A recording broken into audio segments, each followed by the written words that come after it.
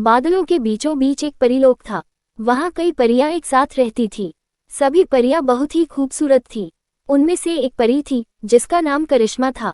करिश्मा बाकी परियों से थोड़ी अलग थी। वो खूबसूरत तो थी ही, पर उसकी आंखें दूसरी परियों से बिल्कुल अलग और सुंदर थी। उसकी आंखें बड़ी बड़ी और बिल्ली की तरह भूरी थी।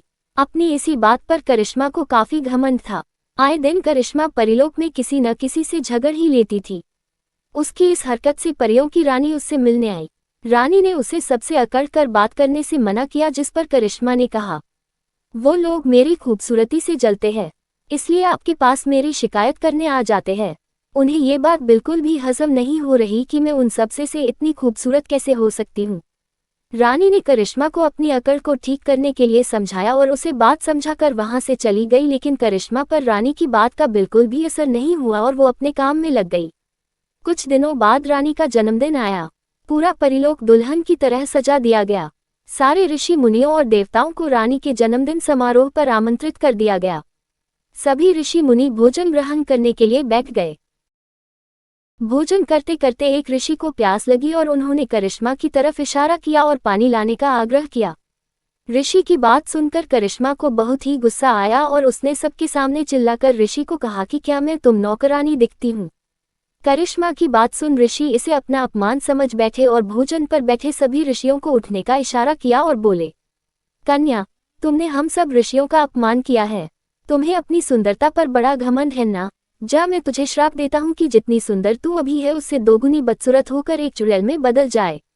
ऋषि के श्राप देते ही करिश्मा एक बड़ी ही डरावनी चुड़ैल में तब्दील हो गई, जिसे देख आसपास के लोग घबरा गए।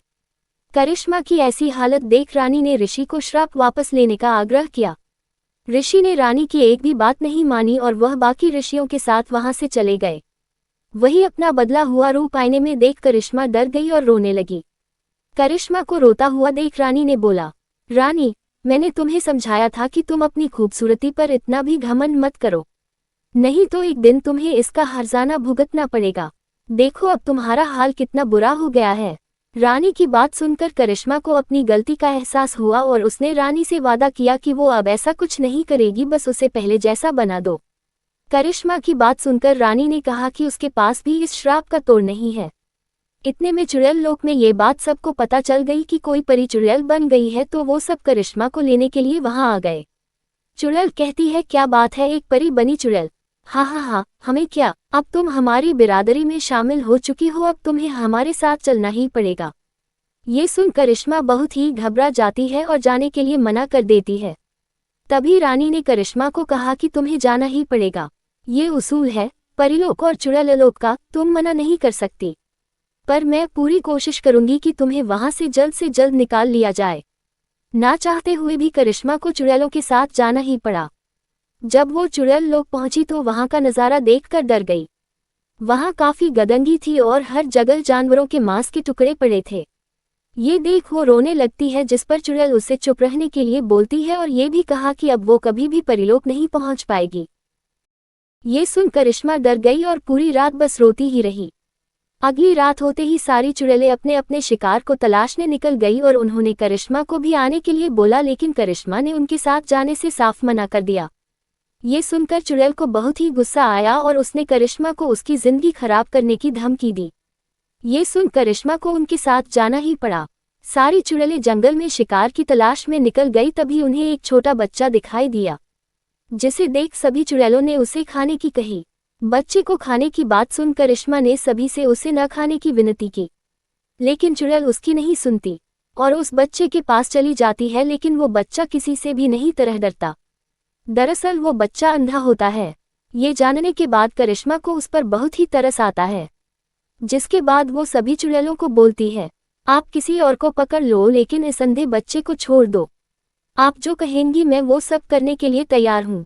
ये सुन चुड़ैल बच्चे को न खाने के लिए मान जाती है और वहां से चली जाती है। उनके जान के बाद करिश्मा बच्चे से उसके वहां होने का कारण पूछती है, जिस पर बच्चा उसे बताता है कि वो अपने माता पिता से बिछड़ गया है। बच्चे की बात सुनकर करिश्मा कुछ नहीं बोलती और उसकी आंखों से आंसू झलक जाता है, लेकिन वो अपने आप को संभालते हुए बच्चे के जंगल में अपने माता पिता के साथ आने की वजह पूछती है। मैं अपने माता पिता के साथ शहर जा रहा था अपनी आंखों का इलाज करवाने। लेकिन मैं उनसे बिछड़ गया और इस जंगल में भटक गया। सब सुन करिश्मा को बच्चे पर बड़ा ही तरस आता है और वो अपनी आंखें बच्चे को दान करने की सोचती है और तभी अपनी दोनों आंखें निकालकर बच्चे की आंखों में लगा देती है और वो बच्चा देखने लगता है और वो बहुत खुशी होता है। तभी वहां रानी आ जाती है और वो बच्चा एक साधु में बदल जाता है। जिसके बाद रानी बोलती है, तुम्हारी परीक्षा पूरी हुई करिश्मा, तुमने वो काम किया जो आज तक कोई करने की हिम्मत नहीं दिखा सका।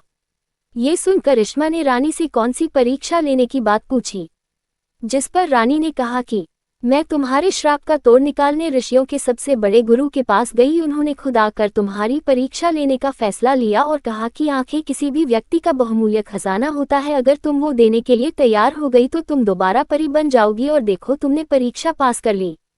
ये सब सुन करिश्मा बहुत ही खुश हुई। तभी ऋषि अपनी ताकत से करिश्मा को उसकी आंखें वापस कर देते हैं और उसे दोबारा एक सुंदर परी में तब्दील कर देते हैं। अपना अस्तित्व वापस पाने के बाद करिश्मा परी और ऋषि का धन्यवाद करती है और ये भी वचन देती है कि वो दोबारा अपनी खूबसूरती पर घमंड नहीं करेगी। लाइक सब्सक्राइब कर।